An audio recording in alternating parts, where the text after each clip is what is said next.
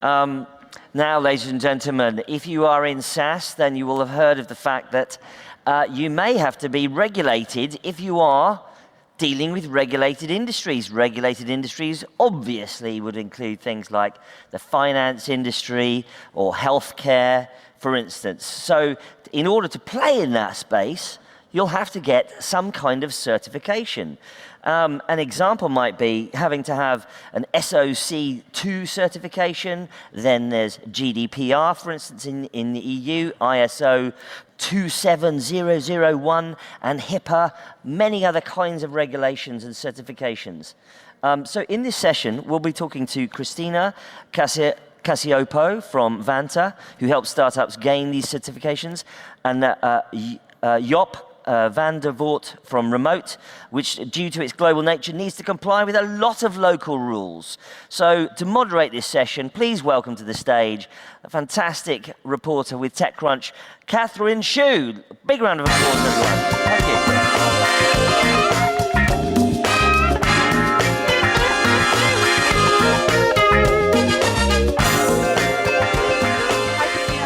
Thank you so much for joining us today. Thanks for having us. So before the session, when I was brainstorming my questions and how to intro you two, I was thinking about, because both your companies do pretty different things on the surface level.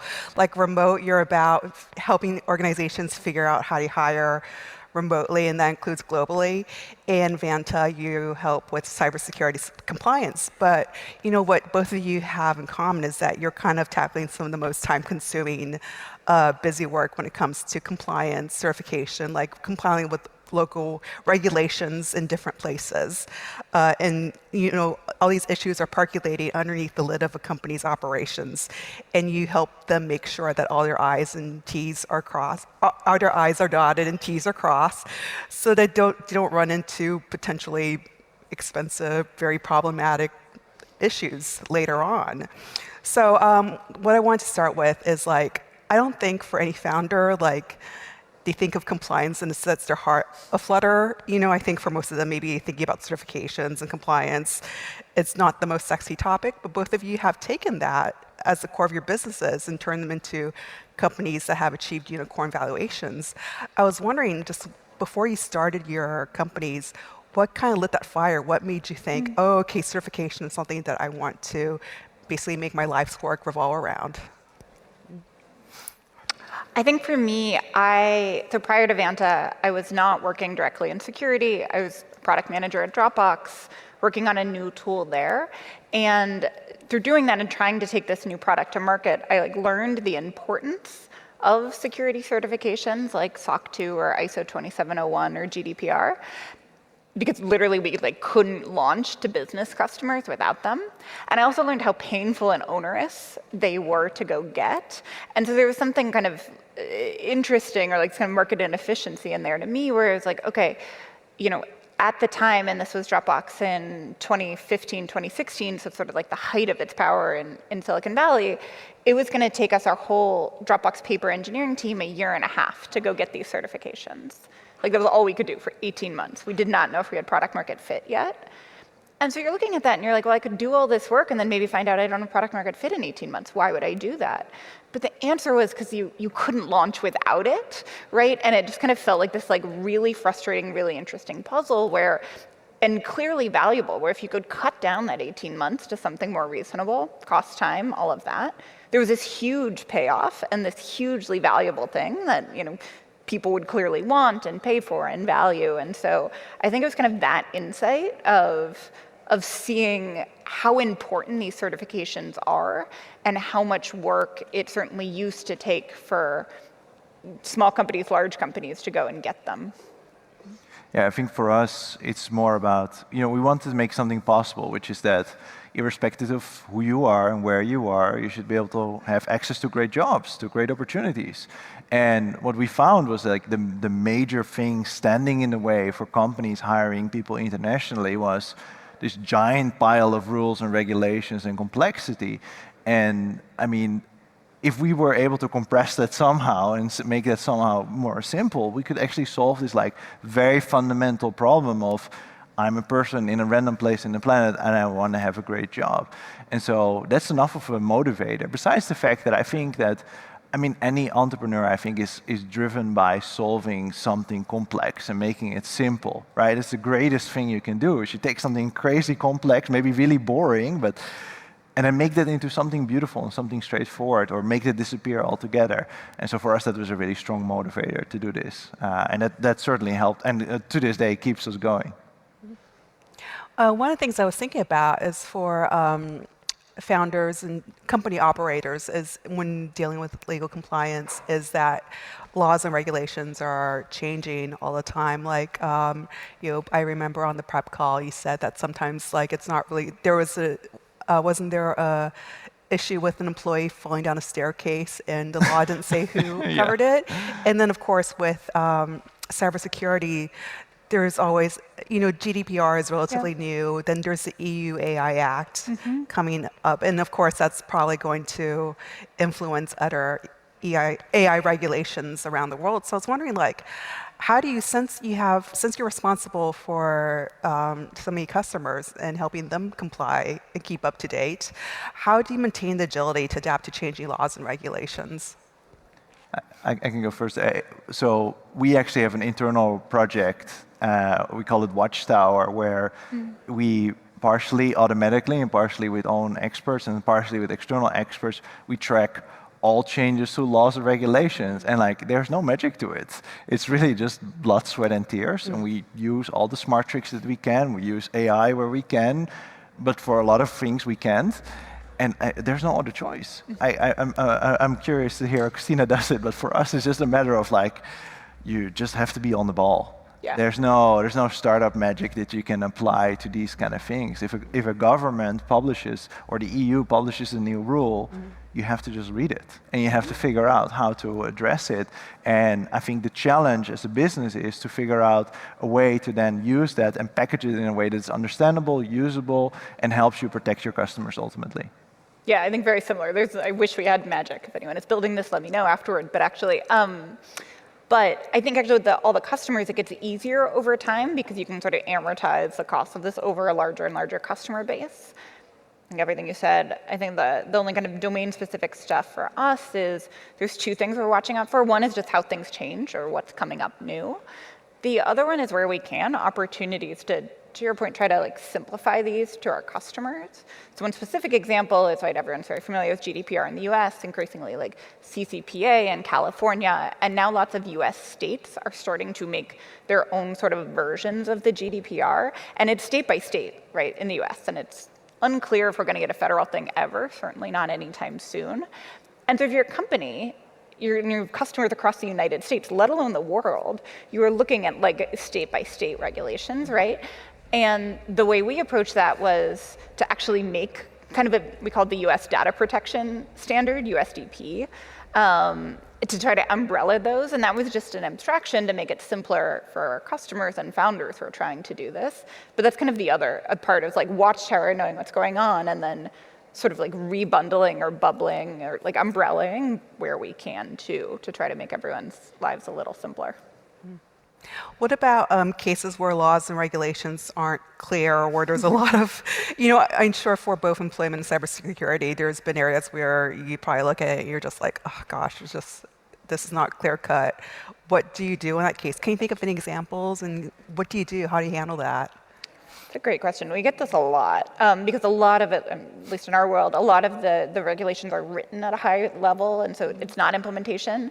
So especially if you're an engineer or someone used to, you're just what is this supposed to mean?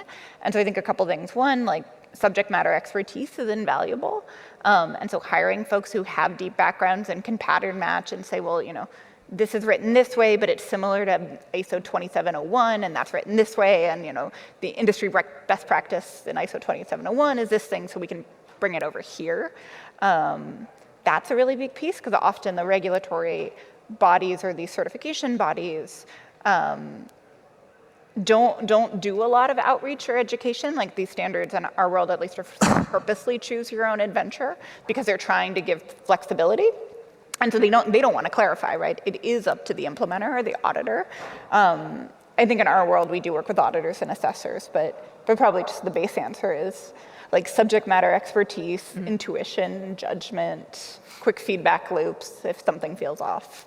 Yeah, I think for us, we are in a unique scenario where usually we work with local governments, right? So we look mostly, the things that we struggle most with and deal with most with are labor laws. And labor laws, they change on a state or a national level. And indeed, many cases you are in a gray area where it's not completely clear. And what we end up doing sometimes is reach out to local governments. Like that ultimately is what we end up doing, especially because we are operating, what we enable is companies to hire people internationally, but the laws are written assuming that people actually did the work locally, right? And in fact, they are written to the degree that you can only do work locally, right? As if you are painting a house. You can only paint a house in the country in which you are in. Yeah. But in our case, many of the people getting paid through remote, they do the work from one country for an employer in yet another country. And maybe they are a citizen of yet another country. And so we are almost always operating in that gray area. And so to clarify it, one, of course, everything Christina was saying, having subject matter experts, but for us it just meant sometimes having to talk with the government and say, look, this is what we're doing. These people are paying taxes, so this is what we argue for, and this is how we think we should actually interpret the law. Do you agree with us? And if not, let us help us figure out where we should go. So saying Vanta and Remote are both, automating or taking care of a lot of the really tedious, busy work that comes with cybersecurity compliance, with employment laws. But I was wondering, at what point do you go to your clients and say, what part of compliance can't be automated? At what point do you need to go to them and be like, look, you need a cybersecurity expert to come in, or you need a lawyer to come in and look at this? At what point do you say you need a human to come intervene and you need that expertise? Yeah, I can take that. So we think about this at Vanta and kind of like a maturity curve sense. So right, you can imagine, use myself as an example, founder just starting a company, kind of just wants to run through a brick wall, and if they hear they need to get SOC 2, they will just get a SOC 2, and it's sort of tunnel vision to that end, classic founder, right? And then as the company grows, they'll have new demands from customers, they'll probably sell up market, and enterprises will want more. Their board might start asking about cybersecurity, right? They're sort of they get more mature on this, thinking about cybersecurity. And so that's kind of the broad arc. I think Vanta's original MVP and what it was so good at, which we didn't quite realize at the time, was it took SOC 2, which was this messy, choose your own adventure, everything was a gray area, nothing was defined, and said, no, this is 70 things. If you do these 70 things, you're good. And that was great for a founder, because all a founder wants is a list to just burn through and get to the outcome they want. It's less great to an expert, right? Who's I see your 70 things, but I have mine, And so over the last couple of years, a lot of what our investment has been is taking Vanta from just automating SOC 2 or just automating compliance into a trust management platform, and having experts when they come in be able to say, look, you have this whole security and compliance program you want to run. You want automation for your program, not ours. Great.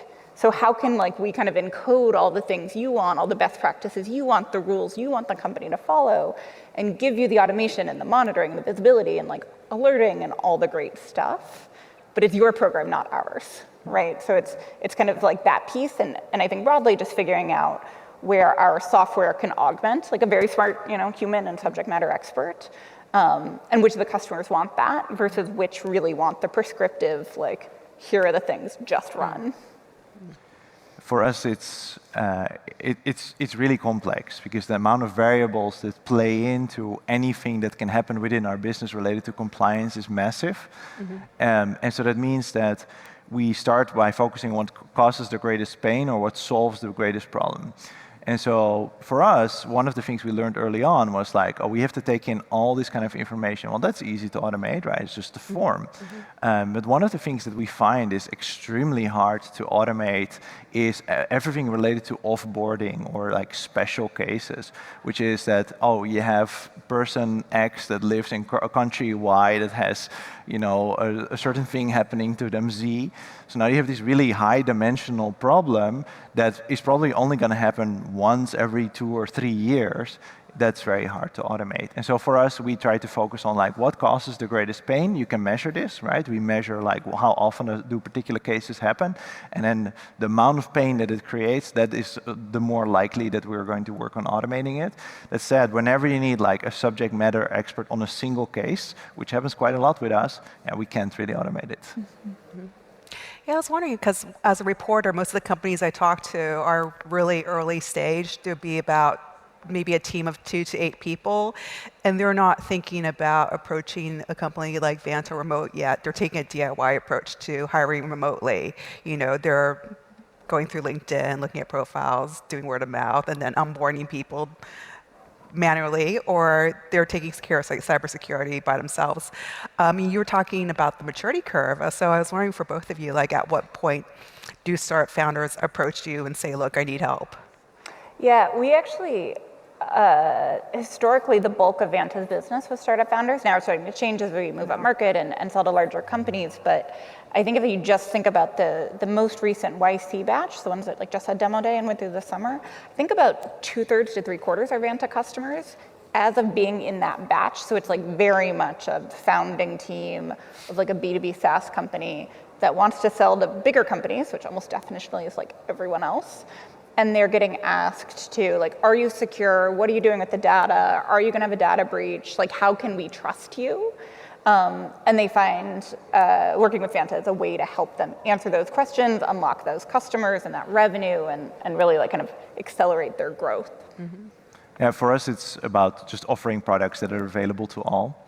Right, and so what we see is that early stage startups, they want to avoid complexity and they might start hiring out contractors, and so we just make it possible to do that through us. But in the end, for us, it's mostly like, you know, the whole market in which we're in is driven by the need to hire great people. And so companies approach us, they say, I want to hire this great person, but I can't, or I don't know how to. And that's the problem we solve. And so, yeah, I think one of the things that we realized early on was that like we don't really have like a good target size, because we work pretty well from like really small companies up to extremely large companies. And we've done pretty well. And I think the most important thing we did in that is just making sure it's easy to get started with us. But if you want to go deep, you can go deep with us.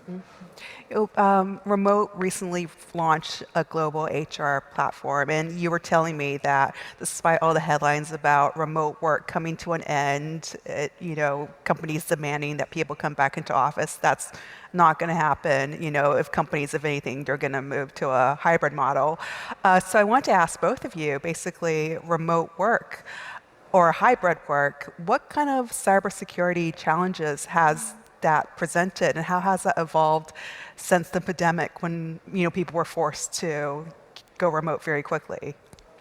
I think it's very interesting. I spoke with an extremely large, well-known company like right after the pandemic, and they were very worried what to do about all of this. I think the first thing is this immediate disconnect from like your work and where it is done and where the person is, and the fact that you can take your laptop. Like suddenly companies became very aware of the fact that you can actually pick up your laptop and do your work elsewhere. And until, I think before the pandemic, this was not a very big issue, and it suddenly became a very big issue because people started working in this way. I think that is the biggest one that we saw. Of course, we're not in cybersecurity, so I'm sure Christina has more insights in this, but yeah, this is the biggest one that we saw, where we now have, for compliance reasons, also have to track where people are, but also have to just be aware, like if you're gonna take your laptop into certain countries, yeah, you might be exposing your employer to quite, you know, significant cybersecurity risks. Yeah, that's a good point. I think what we've seen, I mean, similar to, you know, all the other trends in the pandemic, it's sort of cybersecurity and a lot of adoption of tools got accelerated over the pandemic, and what had looked like it was going to be a longer, you know, adoption curve happened like way faster. I also think startups were generally on the front of that curve too, and so it's some of the larger companies that are starting to think about remote access for the first time. What do like VPNs or kind of new age VPNs look like, or like BeyondCorp sort of setups. now that everything, not everything, but like a lot of things are SaaS tools and there's so much customer data that a company puts in other people's tools, how do you think about that risk? And again, if you're, if we put a bunch of Vanta data in another tool, customer data, and that tool got breached, like we would still have to let our customers know. I don't think our customers would care it wasn't really our fault because it fundamentally was. And so I think the pandemic sort of accelerated a lot of companies thinking about spaces like vendor risk management, like third-party risk management, and just really broadly, how are they being good stewards of all of the customer data that they've been entrusted with? So remote obviously has a lot of employee data, and then your customers are dealing in turn with employee data. So I was wondering, are you a Vanta customer too? Is remote a Vanta customer? I think we are, yeah. Oh, so. Yeah. At least last I checked. Okay. I think one of when we started the company, we knew and I was often asked, I think in the earliest decade, what is the greatest risk to our company? And I always said it's a data breach. For sure, it's that's the biggest risk because we have a lot of PII in our platform. Yeah. So we have, if you are getting paid through us, we have all your identity information, all your bank account information, how much you're going to get paid every single month. And so yeah, for us, it's one of the things that we're most careful about beyond anything else. Yeah, I wanted to ask because you were talking about locales, people moving into locales are potentially more risky. So I was wondering, I was curious, when someone crosses into a country or a region that is considered a security risk, like China, or that's at least more opaque, what steps do you take to make sure that everyone and everything is protected? So I think from the Vanta side, so I think Vanta itself doesn't do much kind of in this vein initially, but we've kind of tried to make it easy for customers to set up alerting or turn-offs or kind of let customers orchestrate what they want to happen here.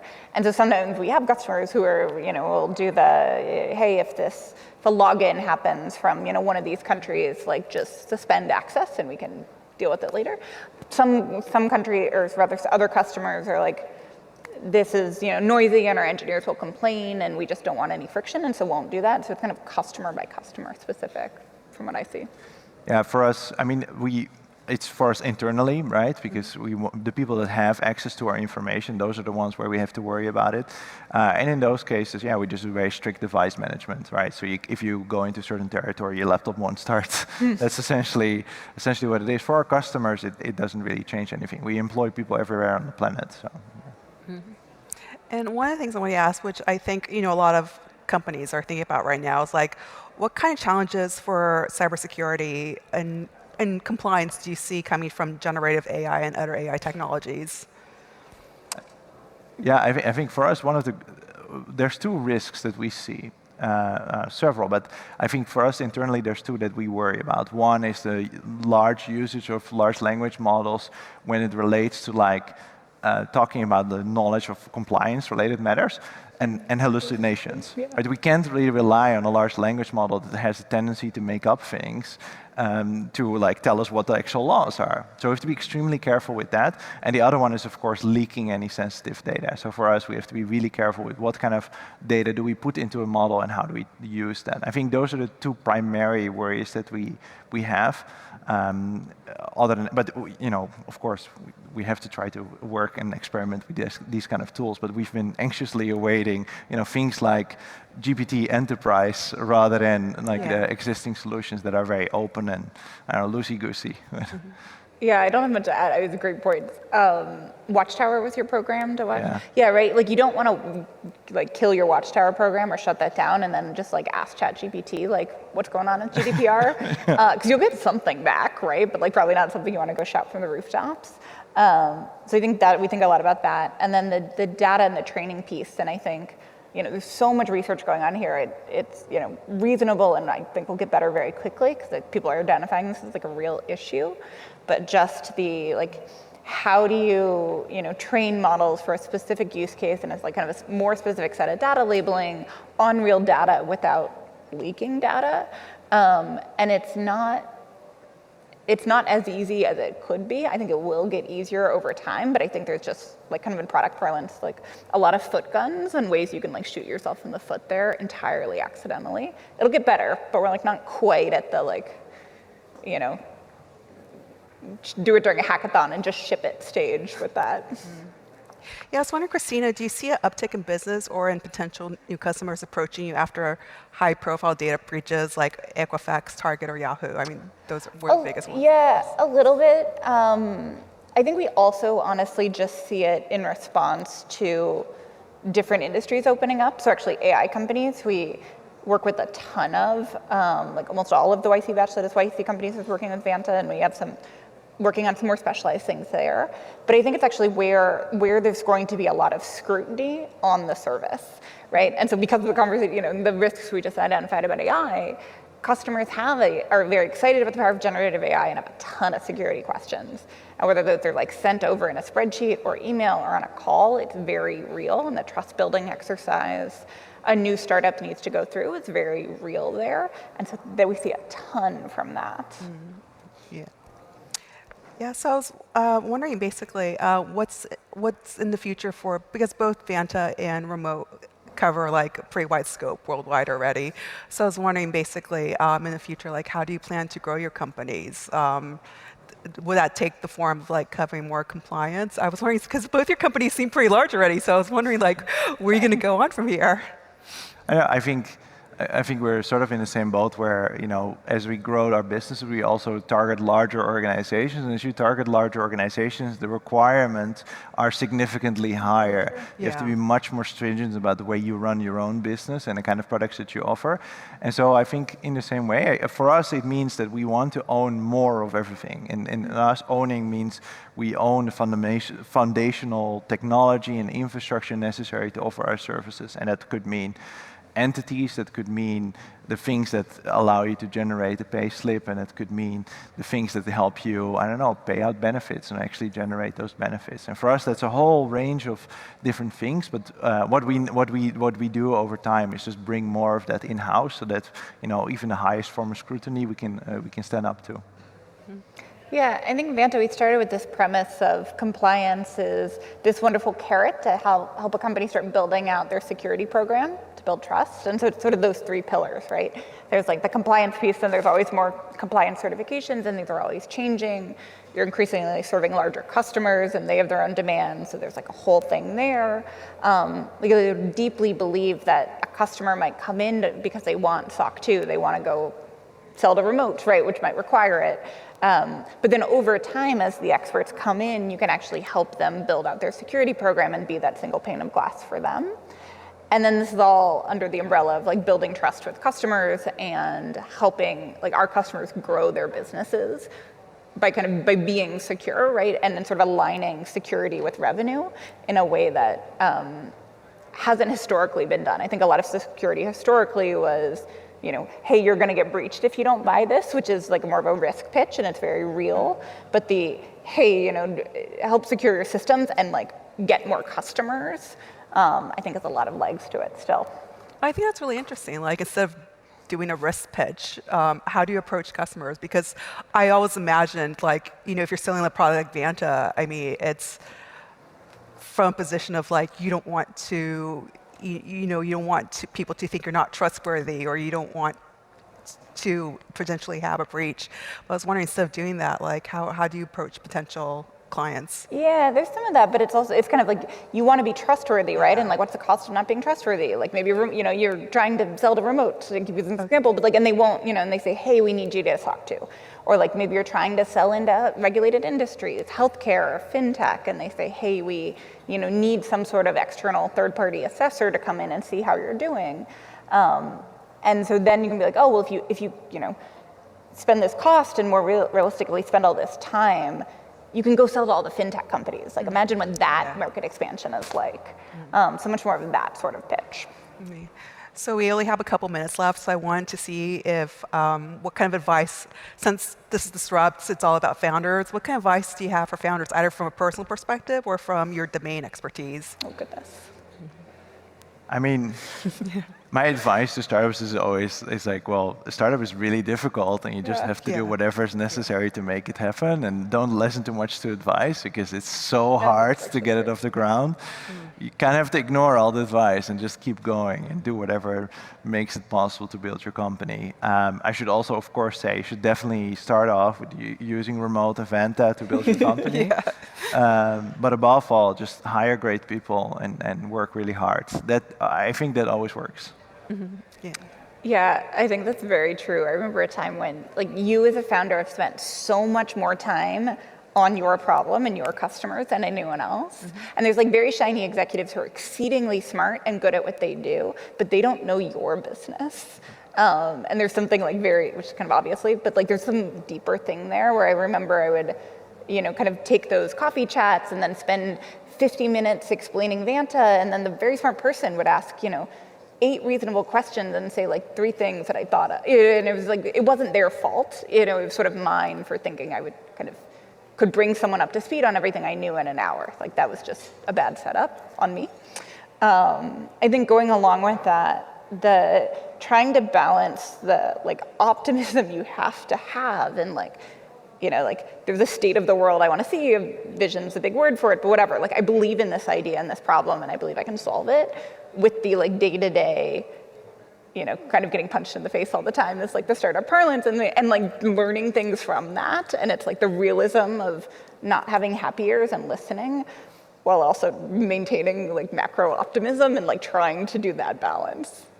I think it's like just keep going. Yeah. Like even if you feel like, I think that's sort of the secret of startups, right? That is like true. A successful startup is one that didn't die, and like the first way to die is if the founder gives up, right? And so if you just even if you feel like shit and you just keep going, that works a lot. Yeah. Like even if you're not optimistic, there's been time where I was not optimistic at all, and I was like, but I'm not going to give up. Yeah. And that usually pays off. Yeah, and also I think it's hard to admit, but I think working hard makes a huge difference. Yeah, I do. Yeah. Okay, so that's all the time we have. Thank you so much for making compliance. It's such a complicated and broad and huge topic and dry sometimes, to be honest. But thank you so much for making it come alive and, just kind of talking and sharing your expertise with us. Thank you so much. Thank you. Thank you. Okay.